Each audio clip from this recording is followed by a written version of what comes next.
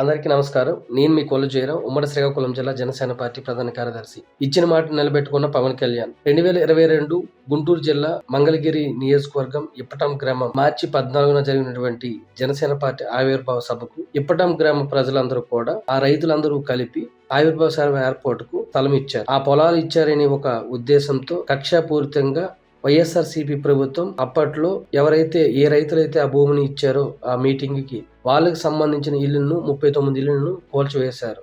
ఆ సమయంలో పవన్ కళ్యాణ్ గారు వెంటనే స్పందించి అక్కడికి వెళ్లారు కూడా. అయితే ఆ రోజు ఇండ్ల ఈశ్వరమ్మ అనే ఒక ముసలావిడ పవన్ కళ్యాణ్ గారు నా పెద్ద కొడుకు అని సంబోధించి పవన్ కళ్యాణ్ గారికి అండగా ఆ రోజు వాళ్ళు ప్రజలందరూ ఎలాగైతే రైతులు ఉన్నారో అదే విధంగా ఈ పవన్ కళ్యాణ్ గారు కూడా ఆ రైతులకి అండగా ఉన్నారు. ఎవరి ఇల్లు అయితే కూలదీశారో వాళ్ళు ప్రతి ఒక్క ఇంటికి కూడా ₹1,00,000 పవన్ కళ్యాణ్ గారు ఆ రోజు ఇచ్చారు. అయితే మన ప్రభుత్వం వస్తుంది, మన ప్రభుత్వం వచ్చాక మళ్ళీ వస్తానమ్మా అని ఇండ్ల ఈశ్వరమ్మ గారికి ఆ రోజు అన్నారు. ఆ ఇచ్చిన మాటను నిలబెట్టుకోవడం కోసం ఈ రోజు మళ్ళీ ఇప్పటం గ్రామానికి పవన్ కళ్యాణ్ గారు వెళ్లి ఆవిడ ఆరోగ్యం గురించి తెలుసుకొని వాళ్ళ కుమారుడికి క్యాన్సర్ అయితే ఆ క్యాన్సర్ కి బాగు చేయడం కోసమని సీఎం రిలీఫ్ ఫండ్ నుంచి 3 లక్షలు నిధులు మంజూరు చేసే విధంగా చర్యలు తీసుకొని ఆవిడికి పండగ ఖర్చులకని ₹50,000 ఇచ్చి ఆవిడికి ప్రతి నెల ₹5,000 ఇస్తానని మాట ఇచ్చారు. పవన్ కళ్యాణ్ గారు ఎప్పుడు కూడా నిస్వార్థంగా పనిచేస్తున్నారు. ఆయనకి డిప్యూటీ సీఎం గా ఒక ఎమ్మెల్యేగా గెలిచిన తర్వాత ఒక డిప్యూటీ సీఎం వచ్చాక మంత్రి పదవి వచ్చాక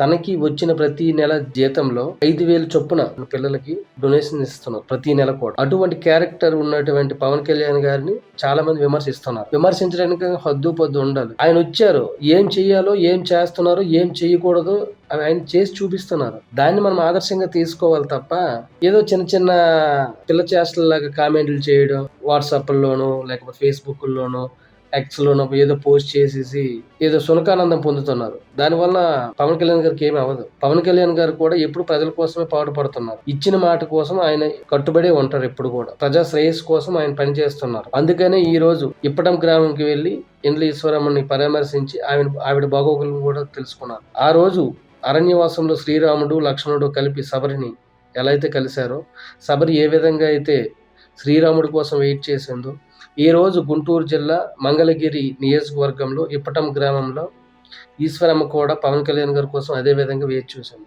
అదే విధంగా ఏ విధంగా అయితే శ్రీరాముడు శబరి దగ్గరికి వెళ్ళారో ఈ రోజు పవన్ కళ్యాణ్ గారు కూడా అదే విధంగా ఈశ్వరమ్మ దగ్గరికి వెళ్ళి తన పెద్ద కొడుకుగా ఆవిడ ఏ విధంగా అయితే భావించిందో అదే విధంగా ఈయన కూడా తన బాధ్యత నిర్వర్తించారు. అక్కడికి వెళ్ళి పరామర్శ చేసి వచ్చారు.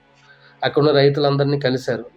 వాళ్ళ బాగోగుల కోసం అడిగారు. చివరికి ఈశ్వరమ్మ పవన్ కళ్యాణ్ గారు మీరు సీఎం అయితే చూడాలని ఉందని అడిగారు కూడా. అంటే అంత అభిమానం. Only young age Pawan Kalyan గారికి సపోర్టు, మిగతా ఏజ్ పర్సన్స్ ఎవరు లేరు. యంగ్ ఏజ్ కంటే ముసలి వాళ్ళు మిగతా జనరేషన్ మిగతా ఏజెస్ ఉన్న వాళ్ళే పవన్ కళ్యాణ్ గారు ఎక్కువ అభిమానిస్తున్నారు. కూటమి ప్రభుత్వం ఏర్పాటు అవ్వకముందు వేరు, ఇప్పుడు పవన్ కళ్యాణ్ గారు గ్రాఫ్ వేరు. పవన్ కళ్యాణ్ గారిని ప్రతి ఒక్కరూ ఆదరిస్తారు. పవన్ కళ్యాణ్ గారు మావాడు అని ఇప్పుడు అందరూ కన్సిడర్ చేస్తున్నారు. ఆ విధంగా ఆయన పరిపాలన దక్షతని నిర్వర్తిస్తున్నారు. పవన్ కళ్యాణ్ గారు ఎప్పుడు కూడా ప్రజల మనిషి.